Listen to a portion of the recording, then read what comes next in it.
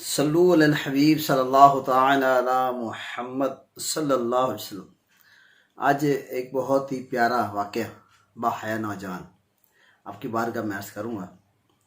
بصرہ میں ایک بزرگ تھے جو مسکی کے نام سے بہت مشہور تھے۔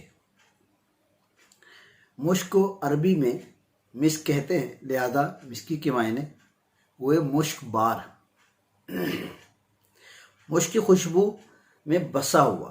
وہ بزرگ رحمۃ اللہ تعالی علیہ ہر وقت مشک بار خوشبو دار رہا کرتے تھے، یہاں تک کہ جس کے پاس سے اور جس راستے سے گزر جاتے تھے وہ راستہ بھی مہک اٹھتا تھا۔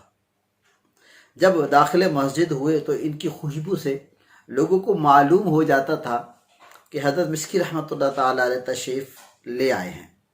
کسی نے عرض کی، حضور آپ تو خوشبو پہ بہت زیادہ کثیر رقم آپ کو خرچ کرنا پڑتی ہوگی۔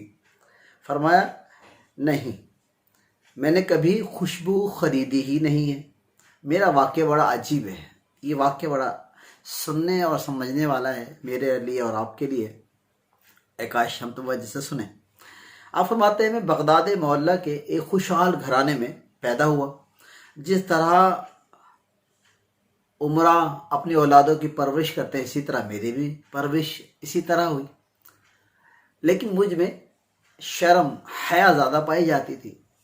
تو میرے والد صاحب نے کہا کہ اس کو کسی بازار میں کسی دکان پہ بٹھایا جائے تاکہ ان کی حیا تھوڑی سی کم ہو۔ آپ کو ایک کپڑا بیچنے والے کی دکان پہ بٹھا دیا گیا۔ ایک عورت بڑھیا کپڑے خریدنے لگی اور کچھ اوتھان لے کے جانے لگی۔ اس نے کہا، آپ کسی کو میرے ساتھ بھیج دیں، جو کپڑا پسند آئے گا ہم اس کی پیمنٹ بھی کر دیں گے، پیسے بھی دے دیں گے۔ تو وہی جو بزرگ، وہی جو باحیا نوجوان، انہیں کو ان کے ساتھ روانہ کر دیا گیا۔ جب وہ اس عظیم الشان محل میں داخل ہوئے تو ایک کمرہ جو آراستہ ہوا تھا، سجا ہوا تھا، کیا دیکھتے ہیں کہ ایک زیورات سے آراستہ خوشنما جوان لڑکی تخت پر بیٹھی ہوئی ہے، قالین بچھے ہوئے ہیں۔ آپ نے وہاں پہنچے تو اس لڑکی کا آپ پر دل آ گیا اور اس نے چھیڑ خانی شروع کر دی۔ جس طرح وہ میرے قریب آتی گئی، مجھے خوف خدا میرا بڑھتا گیا اور میں گھبراتا گیا۔ اس لڑکی پر شیطان غالب آیا اور وہ ایک دم میری طرف لپکی اور چھیڑ خانی کرتے ہوئے منہ کالا کروانے کے در پہ ہوئی، مگر میں گھبرا گیا اور اللہ عز و جل سے ڈرا، مگر اس شیطان کی وہ پوری شیطان کی طرف مسلط ہو گئی۔ اب جب میں نے اس کی ضد دیکھی تو گناہ سے بچنے کی ایک تجویز سوچی اور اسے کہا کہ میں استنجا کرنا چاہتا ہوں۔ اس نے فوراً آواز دی، فوراً کنیزیں خادمائیں آ گئیں اور مجھے استنجا خانے میں لے گئی۔ استنجا خانے میں گیا تو میں نے جو غلاظت وہاں پڑی ہوئی تھی، اس غلاظت کو اپنے پورے جسم پہ، اپنے پورے چہرے پر، پورے ہاتھوں پہ لگایا اور آنکھیں پھاڑتا ہوا، آنکھیں نکالتا ہوا میں باہر آیا تو کنیزیں ڈر کے بھاگ گئی۔ اور میں خود اس لڑکی کی طرف جب گیا تو وہ اس کو دور، خادمہ کو کہا کہ ان کو دور کرو، یہ پاگل ہے کوئی۔ اور جب یہ سارا منظر ہوا تو ان کی خادماؤں نے آپ کو لپیٹا کسی ٹاٹ میں اور باہر پھینک آئی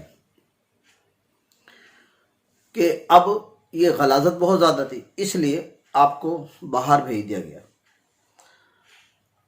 وہ بزرگ جن پہ خوف خدا کا غلبہ تھا اور اللہ عز و جل سے آپ ڈرتے تھے،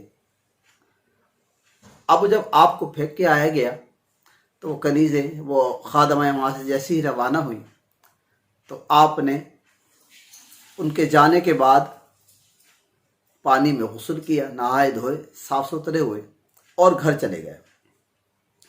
آپ فرماتے ہیں کہ اسی رات جب میں سویا